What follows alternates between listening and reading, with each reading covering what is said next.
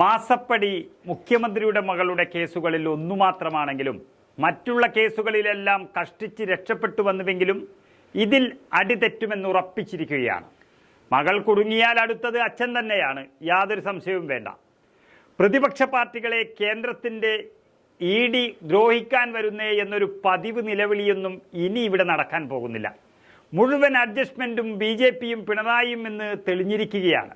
എന്നിട്ടും ബംഗളൂരു ROCയുടെ റിപ്പോർട്ട് പ്രകാരം അന്വേഷിക്കാതിരിക്കാൻ കഴിയില്ല EDക്ക് എന്നുറപ്പായതോടെ കൊന്നവർ സാധാരണ വക്കീലിനെ ഏർപ്പാടാക്കാറുള്ളതുപോലെ തന്നെ കട്ടവരും വക്കീലിനെ ഏർപ്പാടാക്കി കഴിഞ്ഞു.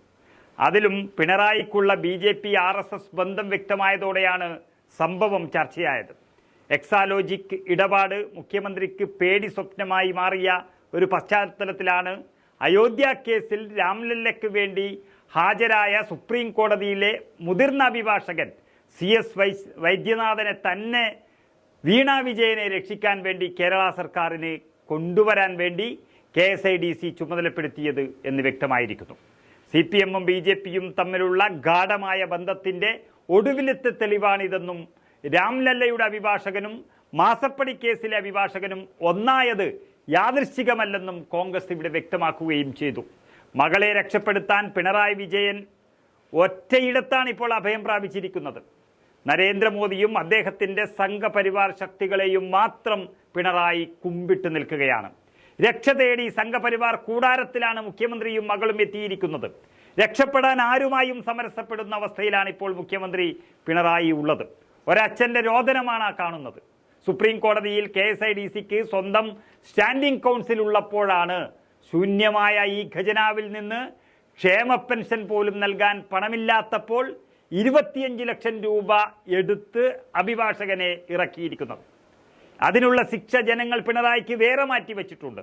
ഇതേതായാലും തെരഞ്ഞെടുപ്പ് അടുക്കാറായപ്പോൾ BJP-CPM ബന്ധം ഊട്ടിയുറപ്പിക്കാൻ നേരിട്ടും ഇടനിലക്കാർ വഴിയും ദ്രുതഗതിയിലുള്ള നീക്കങ്ങളാണ് നടക്കുന്നത് എന്നുള്ളത് ഇപ്പോൾ ഈ വക്കീലിൻ്റെ നിയമനത്തിലും പ്രകടമായിരിക്കുന്നു. ദില്ലിയിൽ നടത്തുമെന്ന് പറഞ്ഞ സമരത്തെ പൊതുസമ്മേളനമാക്കി മാറ്റിയ ഭീരുവാണ് പിണറായി വിജയനെന്ന് വ്യക്തമായി തെളിഞ്ഞിരിക്കുന്നു. പ്രധാനമന്ത്രി കേരളത്തിൽ പല തവണ എത്തിയപ്പോൾ ഒരു നിവേദനം പോലും നൽകാൻ കഴിയാതെ വന്ന് പോയി കഴിഞ്ഞപ്പോൾ കുറ്റം പറയുകയാണ് മുഖ്യമന്ത്രിയുടെ പതിവ്. മറ്റു മന്ത്രിമാരും അതേ തരത്തിലാണ്. മകളെ രക്ഷിക്കാൻ വേണ്ടി പ്രധാനമന്ത്രിയുടെ പ്രീതി നേടാൻ പിണറായി വിജയൻ കേരളത്തിൻ്റെ മുഖ്യമന്ത്രിയാണ് എന്ന കാര്യം പോലും മറന്ന് പ്രധാനമന്ത്രിയുടെ മുൻപിൽ നട്ടെല്ല് വളച്ച് ഭയഭക്തി ബഹുമാനത്തോടെ കൈകൂപ്പിയുള്ള നിൽപ്പ്, അതൊന്ന് മാത്രം മതി കേരളത്തിന് എല്ലാം വായിച്ചെടുക്കാൻ.